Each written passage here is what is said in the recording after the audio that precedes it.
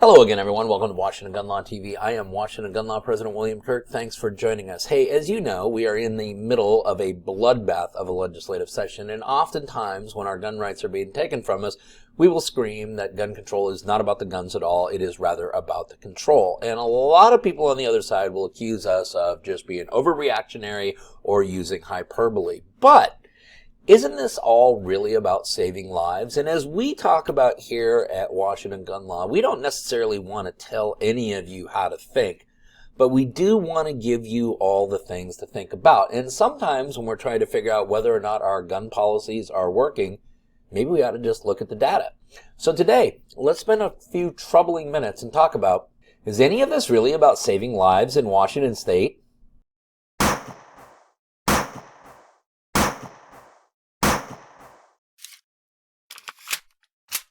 Okay, so the issue we are talking about today is kind of a retrospective look on how well is all of our crazy gun-grabbing new laws, which we have implemented in a fast and furious pace the last few years, how well are they working to make our community safer? Now, I know many of you probably already know the answer to it because you live in these communities, but today we're going to actually take a look at some raw data. Now, why are we talking about it? Well, for those of us who rotate around a little bit in the Twitter sphere, you will know about Costas Moros as well as Rob Romano, and I'm going to put both of their Twitter handles right down, because if you guys are using Twitter right now, you need to be following these guys. These guys are absolutely fantastic, and they brought this story to my attention. In addition to that, one of the other sources we're going to be using today is some information discovered by Michael Easton, which I'm going to put his Twitter handle down below as well. So kudos to all three of these guys. They brought this entire story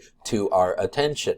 What we're going to be talking about today is Representative Liz Berry out of Seattle's 36th district. And let me tell you something, folks. There is nobody in Olympia working harder, working more hours, working endlessly to disarm you, the lawful and responsible gun-owning resident of Washington State. Now, Representative Berry has led the charge on every single piece of gun control legislation ever imaginable since she got into that office. Now, recently, Costas Moros pointed out a rather odd and rather inflammatory tweet by Miss Berry, which read, "Yes, Seattle Times opinion, Giffords' courage gave Washington a grade C for its gun laws. Today, the state has a B, a nod to the laws passed over the decade designed to make residents safer. By the end of this legislative session, Washington has a chance to move up to an A." And some of us may remember when we were in grade school that when we got grades in grade school, we would often get two letter grades. One was for our effort. The other one was for our achievement. Now, I don't know how all of you were raised, but where I was raised, the only column that mattered was the achievement. Now, Miss Berry obviously was raised some other way because she believes that effort is what we need to do. And what we really are talking about here is a state representative's strong desire to pass as much legislation, Constitution be damned, in order to receive a letter grade from an organization that has nothing to do with assessing the safety of our community. Don't believe me? Well, let's just take a look at the data. Okay, so to cite for the sources of our material, for most of this data, we will actually get the homicide mortality rates from the Center for Disease Control. That's right, the CDC. Now, the CDC, unfortunately, only has data up through the calendar year 2020. So for the year 2021 and 2022, we're going to rely on the Twitter account of Washington State Homicides. That is their Twitter account right there. They do a weekly update, giving us the numbers every Monday, and obviously, if there is a Twitter account with that many followers updating us on homicide numbers in Washington State, we understand which direction the trend is heading. Okay, so what does the data show? Well, when we take a look at the CDC's website, we're going to take a look at two data points. That is the per capita. That is, what is the likelihood that you are going to be the victim of a homicide per 100,000 individuals. And then we're also going to take a look at the actual number of homicides that occurred in Washington State that year. Now, that's the number of reported homicides.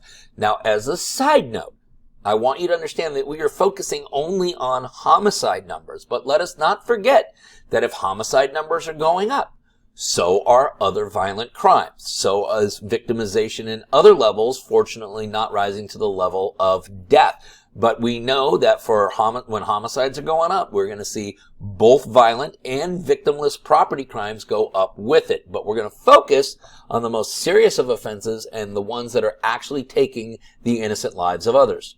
Okay, so we're going to go back and we're going to take a look about 10 years because, as Representative Berry said, it's this last decade of all these laws working to make our community safer. So what does the data show?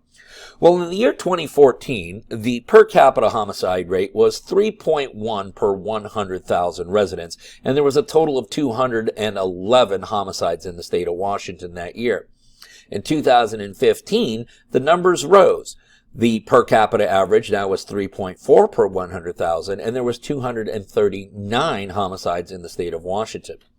In 2016, we actually saw the numbers move in the correct direction. The per capita rate fell to 2.9 per 100,000, and there was a total of 216 homicides.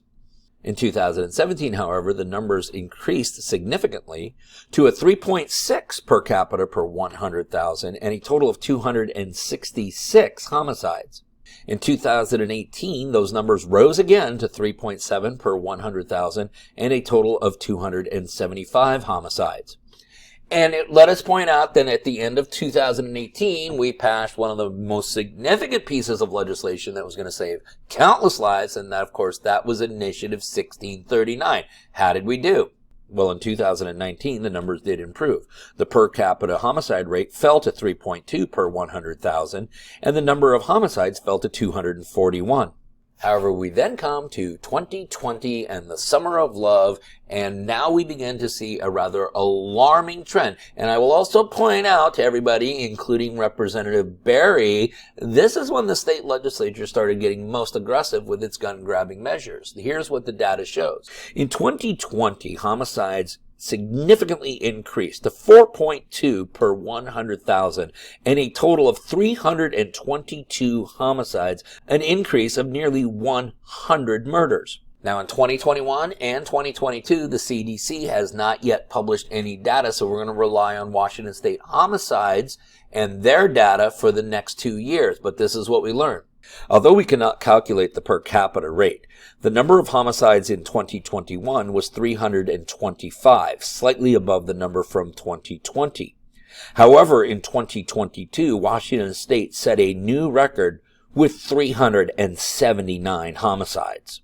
And if you take a look at the extrapolated numbers for how many homicides we've had today, which is approximately 11 weeks into the calendar year in Washington State, we see that we have a total of 84 reported homicides in the state of Washington. Extrapolate that same average out over 52 weeks, and yes, we're going to set a brand new record with 397 homicides in the state of Washington in the year 2023.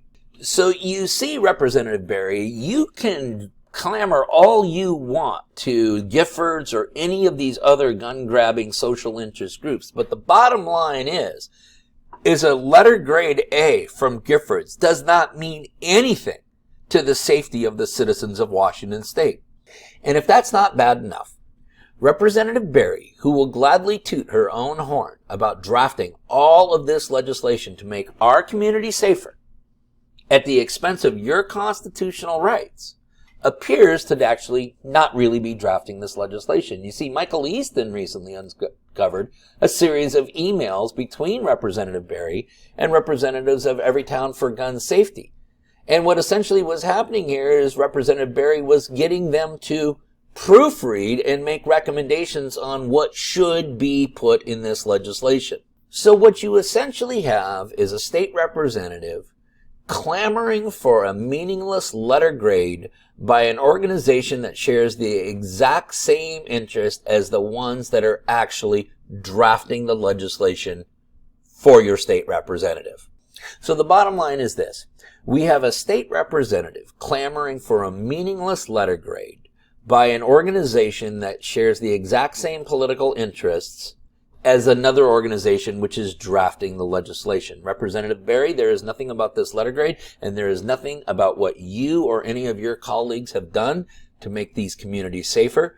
This is not about the guns. This is about the control. Don't believe me? Then just take a look at the numbers. Once again, we do not want to tell you all how to think, but we do want to give you the things to think about. Listen, you may have more questions about this or anything else related to what's left of our Second Amendment rights. If you do, you can always contact Washington Gun Law. If you don't know how to do that, all of that information is in the description box down below. In the meantime, I want all of you to remember that part of being the lawful and responsible gun owner, like we talk about all the time here at Washington Gun Law, is to know what the law is in every situation and how it applies to you in any instance that you may find yourself.